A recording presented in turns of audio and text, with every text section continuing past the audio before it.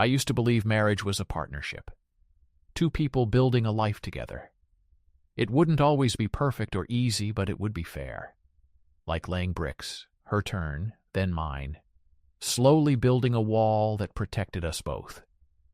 At least that was what I believed. Now I was sitting in a beige office, surrounded by motivational posters and a bowl of stale mints, wondering how many bricks I had laid alone while she threw hers at my head. We were in therapy because I had asked for it. I brought it up during one of those cold, lifeless dinners when the only sounds were silverware tapping plates and Camille sighing. I told her I missed what we used to have. We barely spoke anymore, and I felt like I lived with a stranger who happened to share my last name. She rolled her eyes. Fine, let's go. Maybe hearing it from someone else will finally get through that thick skull of yours. So no, it wasn't a shared decision. It wasn't two people working together to save their marriage. It was me reaching out while she prepared to burn everything down. Garrett, the therapist said, in her soft, practiced voice. How do you feel about what Camille just shared? How did I feel? Let's go back 5 seconds. Camille had crossed her legs like she was being interviewed on television, looked straight at me, and smiled. I think Garrett has always struggled with insecurity. Maybe if he weren't so modestly equipped, he'd feel more like a man. She even held her fingers a few inches apart, like she was measuring a baby carrot. The room went silent. The therapist blinked, her mouth hanging slightly open, as if her brain had frozen. I stared at the floor. I couldn't move or breathe because, in that moment, I understood I wasn't in a marriage anymore. I was at a public execution, and my wife had just pulled the lever. Garrett? The therapist asked gently. Would you like to respond? I swallowed. My throat felt dry as ash. No, I said, quietly. I think I've heard enough. Camille snorted. Oh, come on, don't be dramatic. You always do this. You act like the victim. No, I repeated, finally looking at her. I just didn't realize we came here for comedy night. That hit its mark. The therapist shifted uncomfortably. Camille rolled her eyes again. It's called honesty. Isn't that what therapy is for? You want me to lie and say everything is wonderful in the bedroom when it isn't? I tightened my jaw as my ears began ringing. I wasn't embarrassed. I was humiliated. Not because of what she said, but because she had wanted to hurt me. It wasn't an accident or a burst of frustration. She had planned it, and she enjoyed watching it land. Thanks, I finally said. That was very informative. The rest of the session passed in a haze. Words drifted around the room like dust. Communication, emotional distance, shared goals. I nodded when necessary and smiled when expected. But something inside me had broken, and something new began growing where it had been. I attended the second session alone. Camille was too busy, which had become her way of saying she no longer felt like pretending. She arrived 10 minutes late to the third session, carrying a cold brew topped with extra whipped cream as if she were meeting friends for brunch. No apology, no concern. The fourth session was the one I never forgot. It began like the others. The therapist tried to stay neutral, while gently pushing us to talk. I counted cracks in the ceiling so I wouldn't have to look at my wife. Camille, meanwhile, looked radiant, not happy. She had the glow of someone who knew she held all the power and loved every second of it. Let's discuss intimacy, the therapist said carefully. Camille scoffed. Do we have to? She gave a small laugh and a dismissive smirk, as though the subject wasn't worth her time. It's part of the process, the therapist replied. We need to understand where the distance began. Camille leaned back and crossed her legs. Okay, sure, she said, waving one hand. Let's talk about it, Garrett has always had problems with his self-esteem. That's nothing new. My back stiffened. Camille, the therapist warned. But she kept going. And honestly, Camille said with a shrug, his confidence issues aren't my fault. They're because of his size. Silence. Pure, brutal silence. The words hit me in the stomach like a fist. My eyes stayed fixed. My body didn't move. But inside, my mind was screaming. She said it with the casual cruelty of someone who knew exactly where my deepest wound was and chose to press on it anyway. The therapist blinked slowly. That's an extremely sensitive comment, Camille. Can you explain what you mean by... Oh, come on, she interrupted. Everyone is thinking it. It's the elephant in the room, or, well, the lack of an elephant. She laughed at her own joke. Even the therapist looked shocked. I stared at the carpet. The same ugly carpet with the same dark red stains near the corner. I counted to 5, then 10, before looking up. Thanks for the insight, I said evenly. You really captured the spirit of therapy. Camille rolled her eyes. You asked me to be honest. No, I said. I asked for help. You brought a guillotine. The therapist stepped in gently. Let's pause. Garrett, how did that comment make you feel? How did it make me feel? Like I was a kid again. Like that day in middle school when a girl read a note aloud that mocked my size, and I spent the rest of the year afraid to look anyone in the eye. But this wasn't middle school. This was my wife, the woman I had built a life with. She had just humiliated me as a man in front of a stranger and called it therapy. I'm fine, I said flatly. Really, in fact, I think I've seen everything I needed to see. Camille tilted her head with a smug smile. Oh, here we go. Are you going to storm out and throw a tantrum? No, I said. I'm going to think quietly, which I know is unfamiliar territory for you. That one landed. Her smile slipped for a second.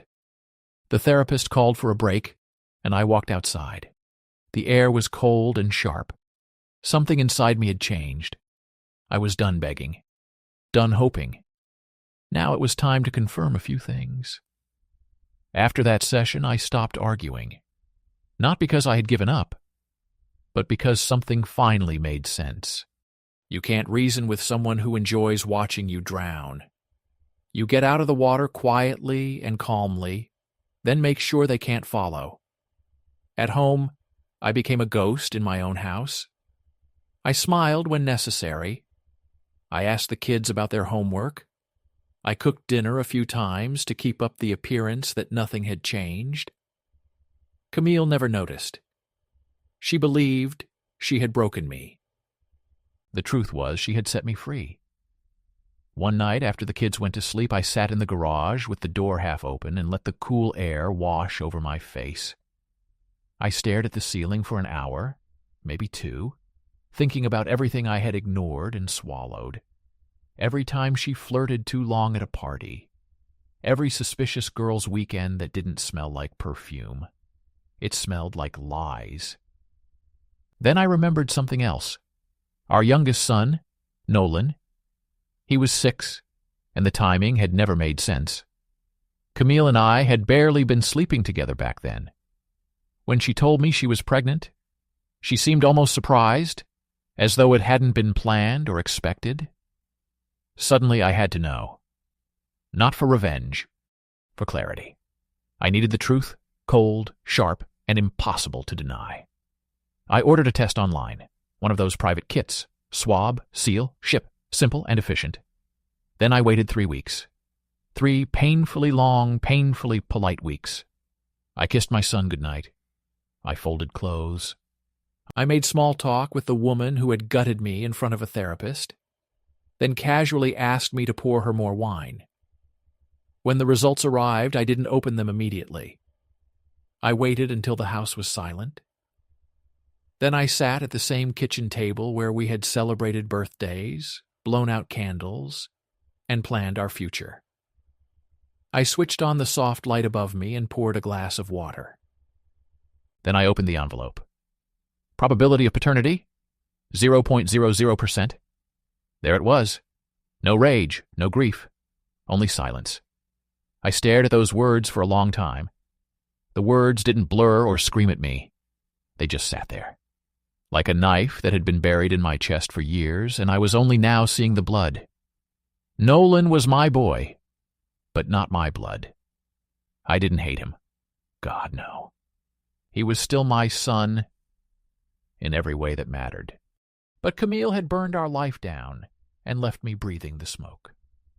I stood up and walked into the bedroom. She was half asleep, phone still in her hand, its blue glow casting shadows across her face.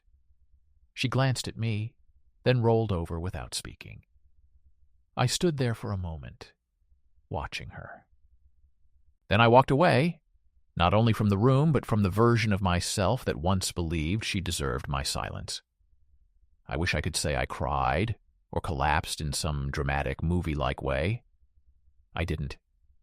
After seeing that result, 0.00%, something inside me simply shut down, like a machine switching to emergency power. Almost no emotion. Total focus. Then a terrifying thought crept in. If one child wasn't mine, what about the other? It wasn't horrifying because I suddenly doubted Camille again. It was horrifying because now I couldn't afford not to. My daughter, Paige, was 8. She was bright, sarcastic, and far too clever for her age. We built Lego castles together. She called me Papa Bear. Once, she said she wanted to marry someone like me when she grew up. But taller, she added with a laugh. I ordered another test the next morning. That weight was worse. I began studying her like a stranger, her smile, her laugh, even the way she held a pencil. I hated myself for doing it, but I needed the truth. I couldn't rebuild my life until I knew where solid ground began. 3 weeks later, the envelope came. I locked myself in the same quiet kitchen and opened it with shaking hands.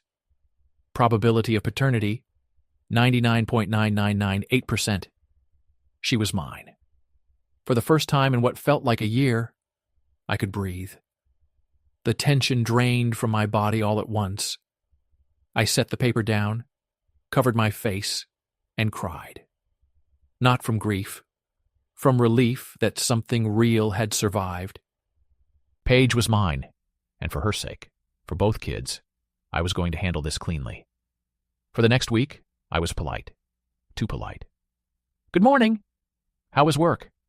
Don't forget to charge your phone, honey. Camille suspected nothing. Why would she? I was still playing the role she had given me years ago, the quiet, manageable husband. But while she texted behind the bathroom door, laughed over wine with coworkers, and posted heavily filtered yoga selfies with suspicious captions, I was working. I searched her cloud backup. Passwords she had once trusted me with were still burned into my memory. I opened 3 years of synced messages and read every one. The names didn't shock me. The words did. He's like a puppy, sweet, harmless, and mostly useless. If only he knew how boring he is in bed. Honestly, I stayed for the mortgage and health insurance. At least you don't make me pretend. Some messages included photos, not naked pictures. Something worse. Pictures of her contempt. She would lie beside men who weren't me, looking into the camera with a smug smile. I saved everything. Screenshots, dates, times. I organized them into folders with calm, professional names. Then I met with a divorce attorney and explained the entire situation. I left my emotions outside the office. Camille deserved no tears from me, only precision. Then I made my choice. Our final therapy appointment was already scheduled. I was going to show her exactly as much mercy as she had shown me. None. The last session was set for Thursday. I took the day off, not because I needed more time to prepare. Everything was already ready. I simply wanted nothing else on my mind. No calls, no meetings, no distractions.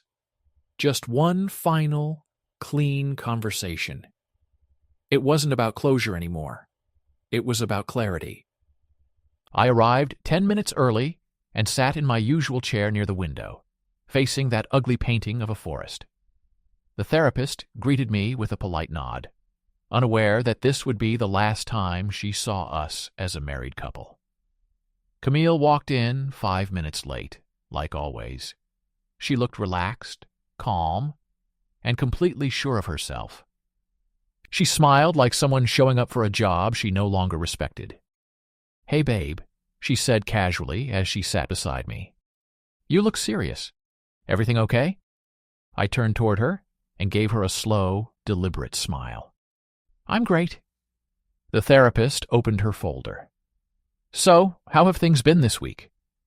I waited a second. "You know what?" I said, reaching into my coat. "I actually brought something." I set 2 sealed envelopes on the table. They were cream-colored, neat, and heavy. Camille raised an eyebrow. "What's that?" "The truth," I said. "You always said therapy should be about honesty, right?" The therapist looked confused but interested. I slid one envelope toward her. "This one is for you. It contains a summary, timeline, notes, screenshots, and transcripts." She hesitated before opening it. Her expression changed within seconds. Camille shifted in her chair. "What the hell is this?" "Your messages," I said. "With Derek, Wesley, and Trevor?" "Trevor was especially impressive, by the way. 3 cities in 1 month. You were really dedicated to cardio." The color drained from Camille's face. Her mouth opened, but nothing came out. "These weren't just affairs," I continued. "They were attacks on me and our marriage. You didn't cheat because you were trying to escape something. You did it because you enjoyed humiliating the man you came home to." "Garrett." "No," I cut in, calm and controlled. "You had your sessions. You used them to embarrass me and destroy whatever dignity you hadn't already taken." I had sat there nodding, hoping something could still be saved. "This is insane," she snapped. "You went through my private messages?" "Oh, now privacy matters?" I leaned forward.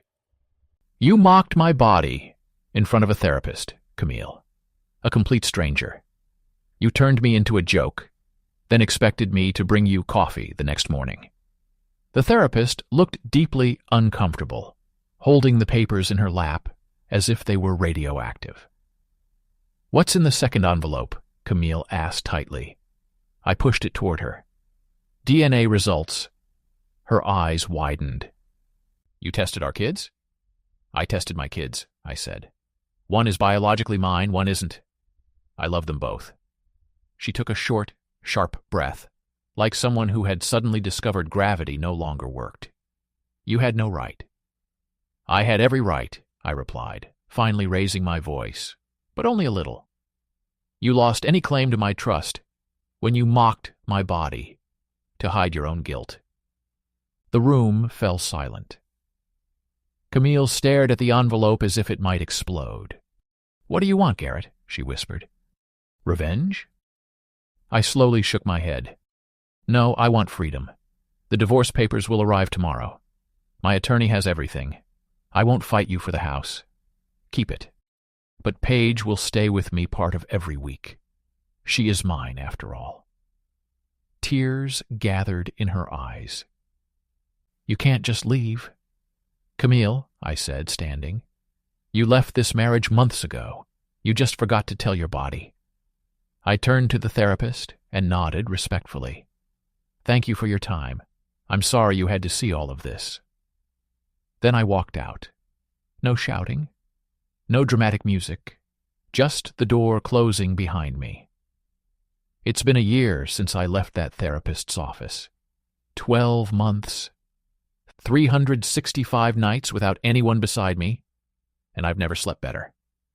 I live in a smaller house now, 2 bedrooms, squeaky floors, a back porch with peeling paint, and a wind chime I never cared enough to remove. But it feels like mine.